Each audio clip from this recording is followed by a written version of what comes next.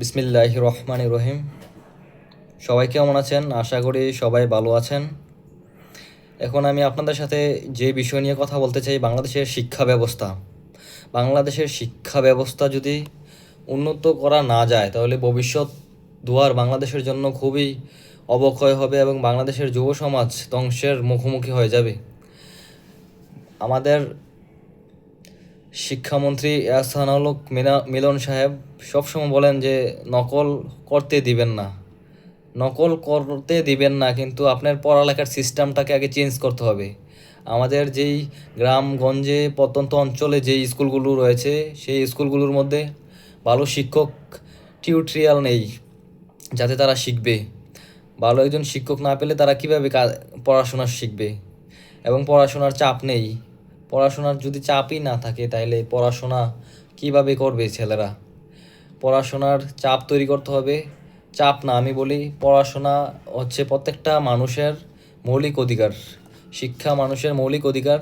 শিক্ষা ব্যবস্থা ছাড়া, পড়াশোনা ছাড়া এই দেশ কখনো উন্নত হতে পারবে না। এবং আরেকটা জিনিস হচ্ছে, বাংলাদেশ সরকার এই দেশ কখনো উন্নতি করতে পারবে না যদি পলিটেকনিক বা কারিগরি শিক্ষা ব্যবস্থাকে উন্নত না করে। উন্নত না করতে পারলে বাংলাদেশ কারিগরি শিক্ষার এত অধঃপতন। আপনি চীন দেশের দিকে তাকান, দেখেন প্রত্যেকটা প্রোডাক্ট হাতে নিলেই দেখা যাচ্ছে যে প্রত্যেকটা প্রোডাক্ট চীন দেশের। আমাদের দেশের লোক কিন্তু কোনো কিছুই তৈরি করতে পারে না। প্রত্যেকটা জিনিস আমরা আমদানি নির্ভর হতে থাকি। এই দেশ আমদানি নির্ভর যদি আমরা দেশ চালাতে থাকি তাহলে এই দেশ কখনো ম্যানুফ্যাকচার বা উৎপাদনশীল দেশ হিসেবে কখনো উন্নত করতে পারবে না। ম্যানুফ্যাকচার বা উন্নতশীল দেশ উন্নত করতে না পারলে এই দেশ সব সময় নিচের দিকে যাবে। একটা দেশের মেইন পয়েন্ট হচ্ছে ম্যানুফ্যাকচার এবং প্রযুক্তি খাতে যদি উন্নত না করা যায় দেশ কখনো উন্নত হবে না। এই দেশের কিছু শিক্ষা ব্যবস্থার পণ্ডিতগণ ছিলেন যারা শিক্ষা ব্যবস্থাকে ধ্বংস করে দিয়ে গেছেন। বিশেষ করে আমাদের তৎকালীন যেই স্বৈরাচার ফ্যাসিস্ট শেখ হাসিনা ছিলেন, তিনি আমাদের শিক্ষা ব্যবস্থাকে একদম মাটির সাথে মিশিয়ে দিয়ে গিয়েছেন। তিনি পড়াশোনার হইলে না হইলে নাই, কিন্তু তিনি কোনো তদারকি করেন নাই। পড়াশোনার মান এত নিম্নমানের, পড়াশোনা পোলাপাইন পাশ করে গেছে কিন্তু পড়াশোনার মান উন্নয়ন হয় নাই। এই দেশের শিক্ষা ব্যবস্থার এত অধঃপতন যে বাংলাদেশের শিক্ষার যে উচ্চতর বিদ্যাপীঠ বুয়েট, ঢাকা বিশ্ববিদ্যালয়, এই বিদ্যালয়গুলো যদি আমরা বিশ্ব র্যাঙ্কিংয়ের সাথে তুলনা করি, বিশ্ব র্যাঙ্কিংয়ের সাথে তুলনা করলে এই বিদ্যালয়গুলো পাত্তাই পায় না।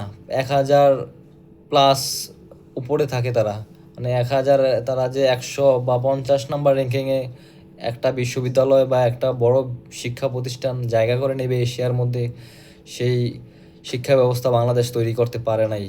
এটার মূল কারণ হচ্ছে বাংলাদেশ শিক্ষা ব্যবস্থাকে এরকমভাবে তৈরি করা হয়েছে, সিস্টেমিক্যালি যেইভাবে চেঞ্জ করা দরকার সেইভাবে চেঞ্জ করা হয় নাই। বাংলাদেশের শিক্ষা ব্যবস্থার সবচেয়ে, যদি দেশ উন্নত করতে চাই আমাদের প্রথমে প্রয়োজন যে দেশের কিছু কারিগরি শিক্ষা ব্যবস্থাকে উন্নত করতে হবে। চীন দেশের মতো, চীন দেশ 20 বছর ধরে তাদের কারিগরি শিক্ষা ব্যবস্থাকে এতটুকু পর্যায়ে নিয়ে গেছে, তারা এখন বিশ্ব মঞ্চে, বিশ্ব বাজারে তাদের প্রোডাক্ট, সব জায়গায় তাদের প্রোডাক্ট সশরীরে পাওয়া যায়। প্রোডাক্ট আপনি হাতে নিলেই দেখবেন যে এটা ম্যানুফ্যাকচার মেড ইন চায়না। কেন? আমরা কি পারি না? আমরা কি ওরা মানুষ? আমরা কি মানুষ না? আমাদের সবচেয়ে বড় সমস্যা হচ্ছে যে সরকার যদি পলিটেকনিক বা ডিপ্লোমা ছেলেদের এই ব্যবস্থা করে না দেয় তাহলে বাংলাদেশ কখনো উন্নত হতে পারবে না। এবং বাংলাদেশের কিছু পড়াশোনার সিস্টেমিক্যালি যেই চেঞ্জ করা দরকার সেই চেঞ্জগুলো যদি না আসে, প্রসেসিংগুলো না করে, তাহলে এই সরকার কখনো উন্নত করতে পারবে না। শিক্ষা জাতির মেরুদণ্ড সবাই আমরা বলে থাকি, শিক্ষা জাতির পাশাপাশি আমরা প্র্যাকটিক্যাল জ্ঞান রাখা সবচেয়ে বেশি জরুরি।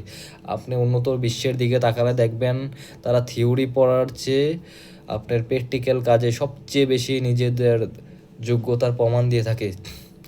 এই হচ্ছে বাংলাদেশের অবস্থা। বাংলাদেশের শিক্ষা ব্যবস্থা যদি এইভাবে চলতে থাকে তাহলে এই দেশ কখনো উন্নত করতে পারবে না। আমাদের পলিটেকনিক শিক্ষা ব্যবস্থা আমরা যখন পড়াশোনা করেছিলাম তখন দেখেছি যে যে ল্যাব ক্লাসে যেই শিক্ষক নিয়োগ দেওয়া হয়েছে সেগুলো হচ্ছে নন জেনারেল পার্সন নিয়োগ দেওয়া হয়েছে, কিন্তু আপনি দেখেন নন জেনারেল পার্সন যখন আমরা জিজ্ঞেস করতাম যে আমাদের এই কাজটা বুঝিয়ে দেন, বললো বলতো যে তোমাদের থেকে আমরা কাজ কম বুঝি, তোমাদের থেকে আমরা কাজ কম পারি, কারণ হচ্ছে আমরা নন টেকনিক্যাল পার্সন দিয়ে কি আপনি টেকনিক্যাল পার্সনকে কখনো ট্রেন আপ করতে পারবেন? আমি জাতির কাছে প্রশ্ন রেখে গেলাম, এবং পলিটেকনিক শিক্ষার্থী যারা আছেন তারা অবশ্যই এই ভিডিওটি লাইক কমেন্ট শেয়ারের মাধ্যমে ছড়িয়ে দিন, এবং আমাদের সরকারের কাছে আমাদের আকুল আবেদন পলিটেকনিক শিক্ষা ব্যবস্থাকে এরকম পর্যায়ে নিয়ে যান যাতে করে দেশের টেকনোলজি আরও উন্নত হয় এবং দেশের ম্যানুফ্যাকচার এবং বিদেশ থেকে যাতে কোনো পণ্য না কিনে আনতে হয়, নিজের দেশের পণ্য নিজেই তৈরি করতে পারি, নিজের প্রোডাকশন নিজের প্রযুক্তি উন্নত করে বিশ্ব বাজারে রপ্তানি করার সুযোগ তৈরি করতে পারি এবং দেশের চাহিদা মিটিয়ে। এ হলো আমার সর্বশেষ বার্তা। আপনারা সবাই লাইক কমেন্ট শেয়ারের মাধ্যমে ভিডিওটি ছড়িয়ে দিন, এবং এই গুরুত্বপূর্ণ ভিডিওটি যদি ভালো লেগে থাকে তাহলে অবশ্যই কমেন্টের মাধ্যমে জানাবেন আর কোন কোন বিষয় নিয়ে ভিডিও করা যায়।